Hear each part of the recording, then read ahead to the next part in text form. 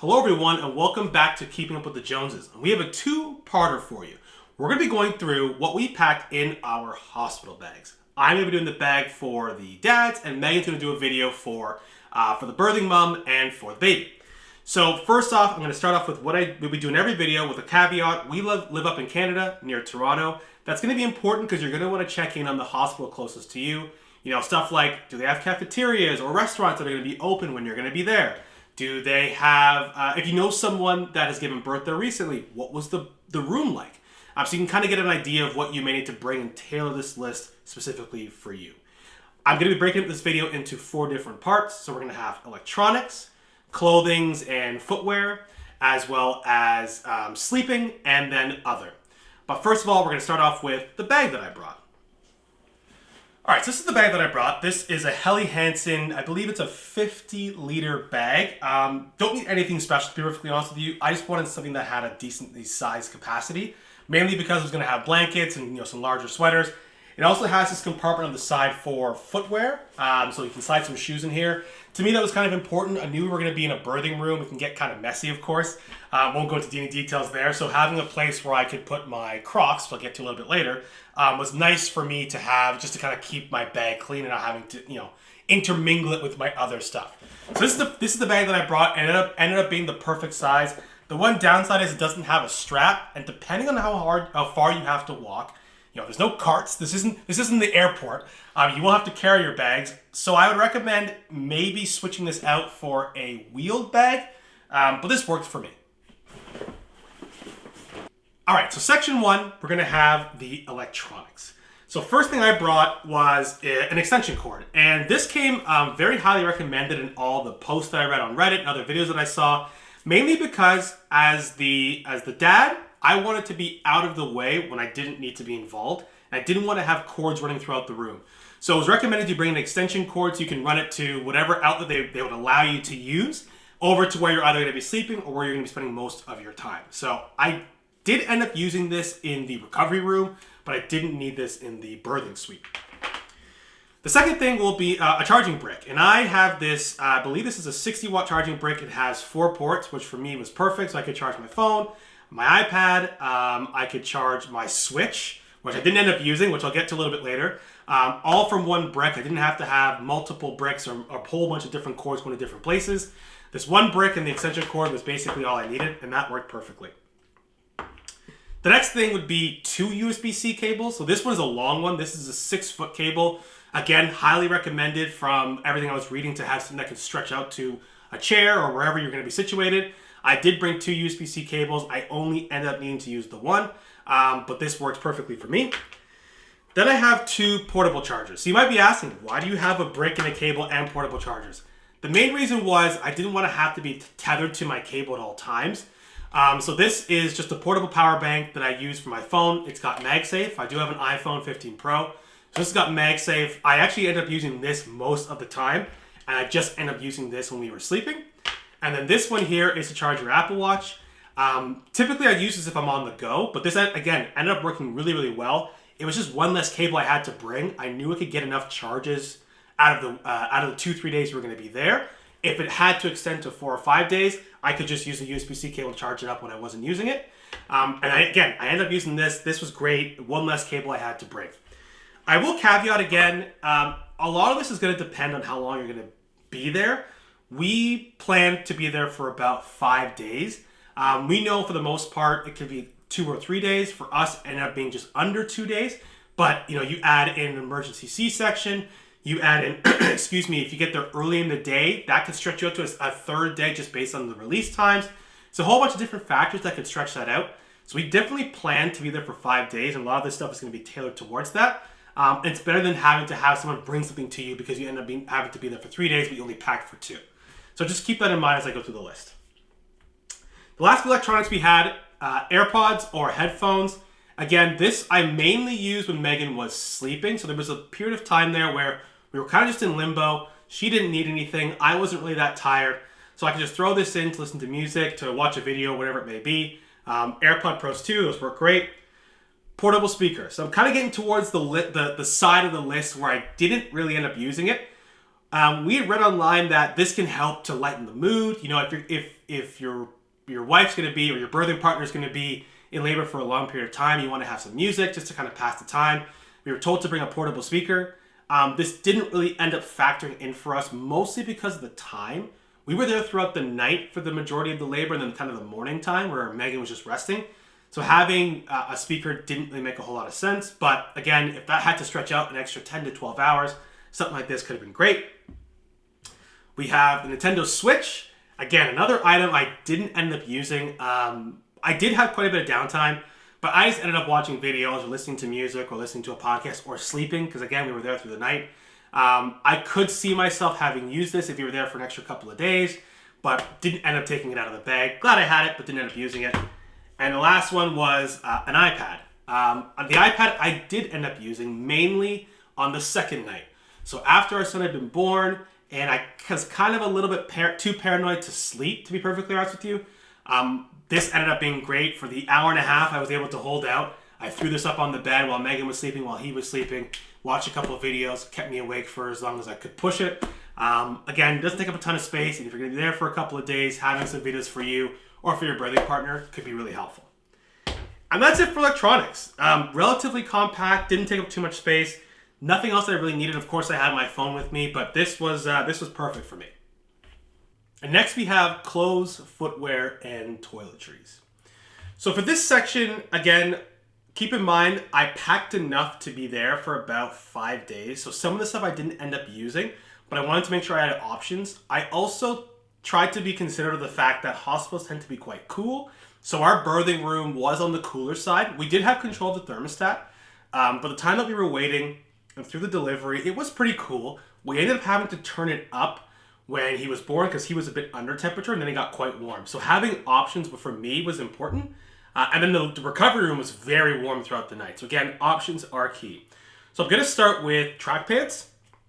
I didn't end up spending most of the time we were there in track pants. Sorry, one more note. We did give birth at the end of May. Again, we live in the Toronto area, so it was in the mid to high 20s. When we left on the Saturday, it was probably into the low 30s.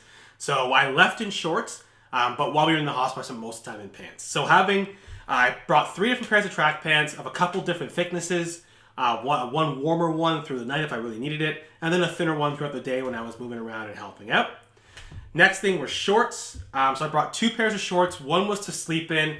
One I ended up wearing when I left. Again, just wanted to make sure I have options based on the temperatures. I tend to run quite warm in the night, so shorts for me is the way to go. It might not be for you. You might want to bring pajama pants instead. Sweaters, because we went to the hospital around 12:30 at night, I ended up wearing a sweater there, and then I packed the second one as an option. I did end up using both in the time that we were there, just because I tried to feel a little bit cleaner, but easily could have stretched the 2 sweaters out to 5 days if I really needed to. T-shirts, I did end up packing 3 t-shirts plus the one I was wearing. Again, for me, which is one of those things where I want to wear a fresh shirt every day, and then I could have stretched a shirt out for the last couple of days, or a couple shirts out for the last couple of days if I really needed to. But I wanted to make sure that I didn't wear the shirt that I had on when we were giving birth the rest of the time, so I had options throughout the rest of the time that we were there. And then you have stuff like socks. So socks, ankle socks, longer socks, whatever you're most comfortable with. Lots of pairs of underwear, of course. And then we get to footwear. So for me, this was kind of the best setup I could have thought of. I wore Crocs the majority of the time that I wasn't really having to be on my feet for extended periods of time. So it's great to be able to slide on and off when I was sitting down, or when I wanted to sit down, or when I wanted to lay down. And then I wore my running shoes, and this came very highly recommended to get a pair of shoes that you can feel most comfortable in. I saw tons of horror stories of guys who wore Chucks or stuff like that doesn't have a lot of support, and they ended up being on their feet for 10, 12, 14, 16 hours because the birthing process is really long, and it crushed their feet. So it's highly recommended to wear a comfortable pair of shoes. These are just my Asics running shoes. Obviously not the most stylish, but what style when you're trying to give birth. And they were great. For the time that I did have to be on my feet to help out during the birthing process, just to get Meghan's stuff, this actually worked very well for me. And then lastly, we just have toiletries. I'm not going to go through everything that's in here, but like toothbrush, deodorant, the basics. I did bring shampoo and body wash because I wanted to be able to take a shower if we were going to be there for a longer period of time. and I did end up using both on the second night, as well as stuff like Advil. Yes, you are in a hospital, so you can buy it if you really want to, but why not just bring it? So like Advil or Tylenol.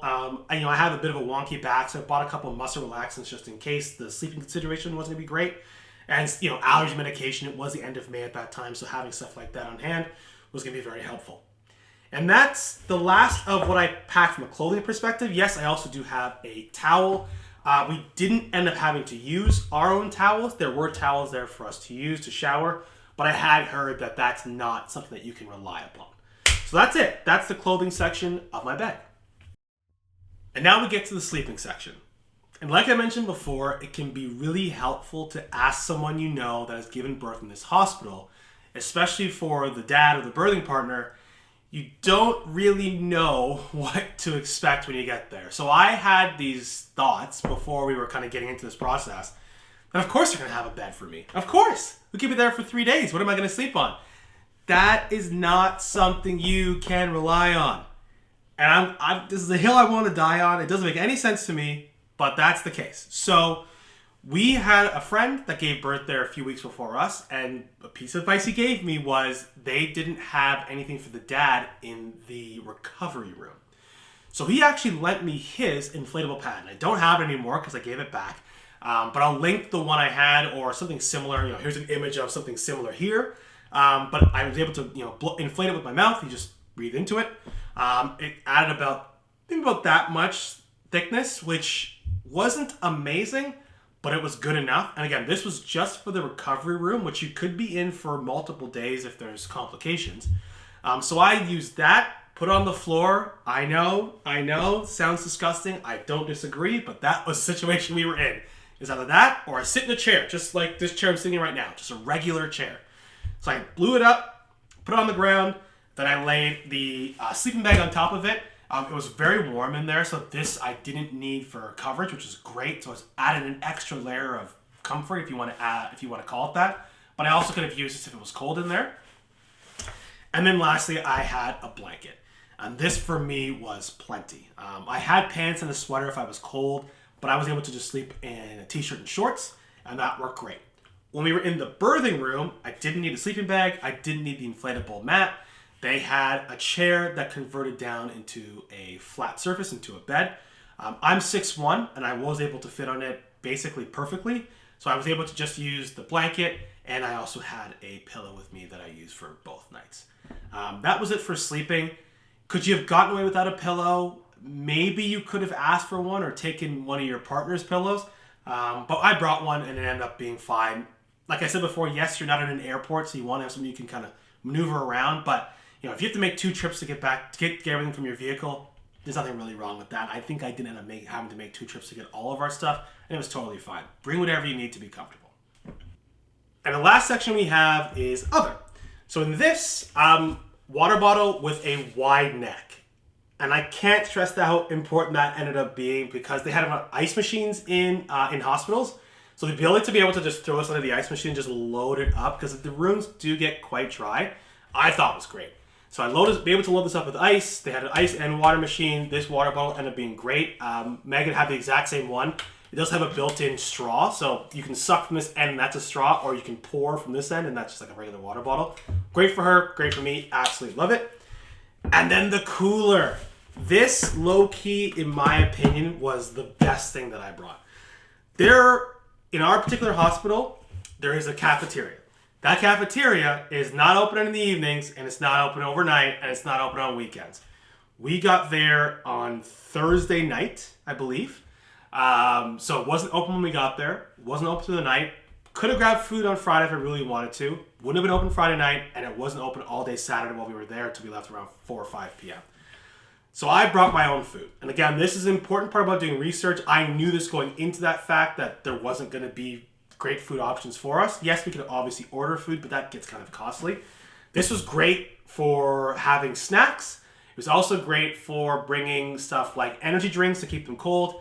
And the most important thing I believe I brought were breakfast sandwiches, as well as these wraps from Costco. Spinach, feta, sun-dried tomato wraps from Costco. So what I ended up doing was I had my breakfast sandwiches on the Friday and the Saturday morning.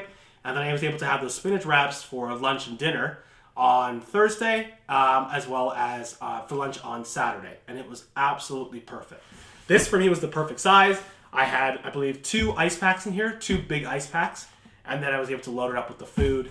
I brought the wraps frozen so that they were able to thaw throughout the weekend and kind of stay cold.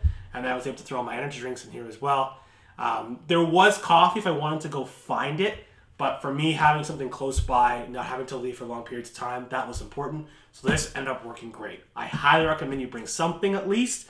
Even if it's not a cooler, at least bring a bag for snacks. We also had nuts. We had granola bars.